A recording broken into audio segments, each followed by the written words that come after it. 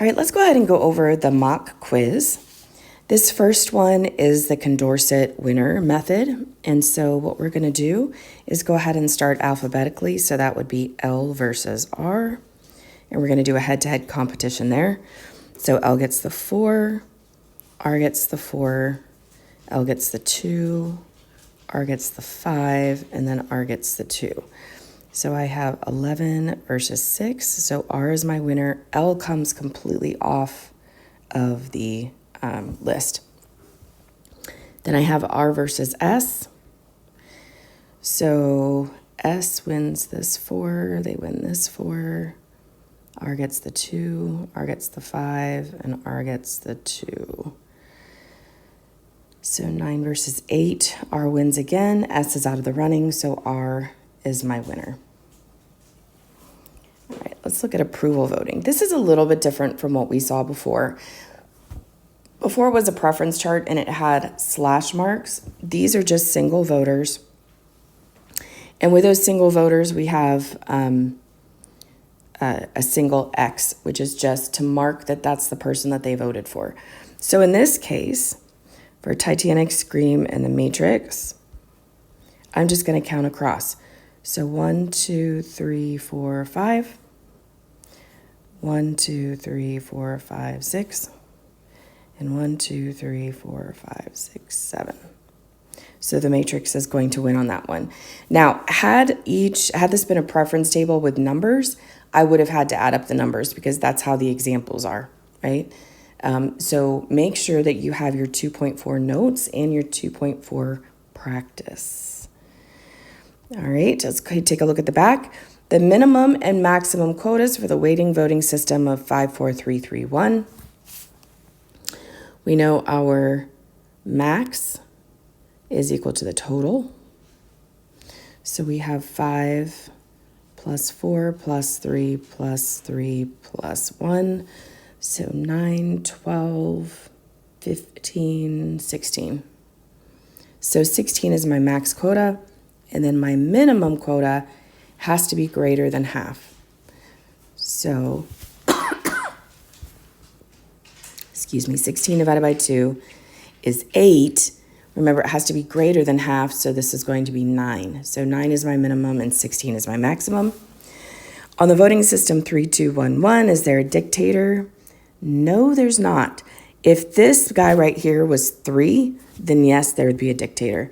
But as it stands, 2 or more people have to vote together in order for it to go. Is there a dummy voter? I guess you could say that one of these ones, depending on which one, but not both, certainly.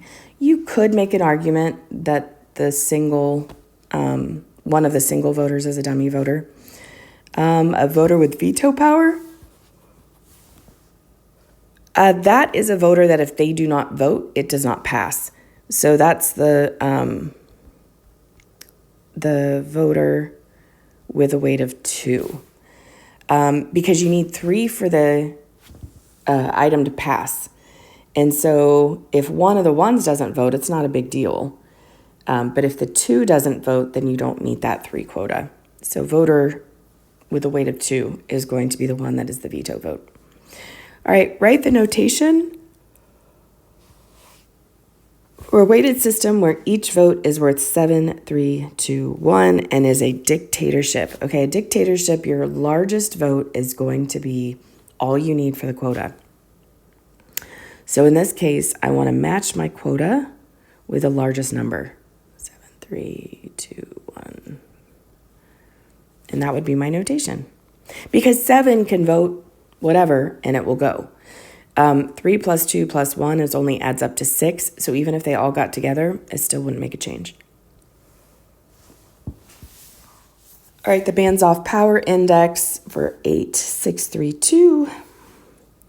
I'm going to call this A. I'm going to call this B and this C.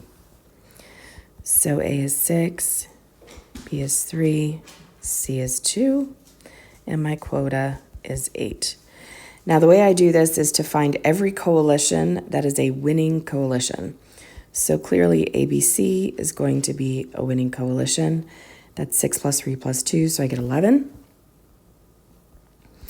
A with B together will make 9. And A and C together will make 8. And then any other combination is going to fall below that.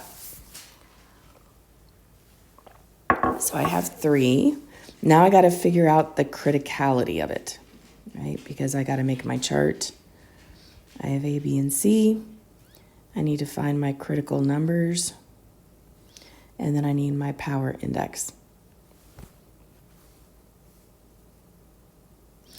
All right, so the way I look at this is if I remove A, which is a value of 6, if I remove this A from the 8, I'm no longer in the running for the quota. So that is a critical number. If I remove 6 from 9, I get 3. That doesn't meet my quota, so that's going to be a critical number. If I remove 6 from 11, I'm down to 5, so that's a critical number.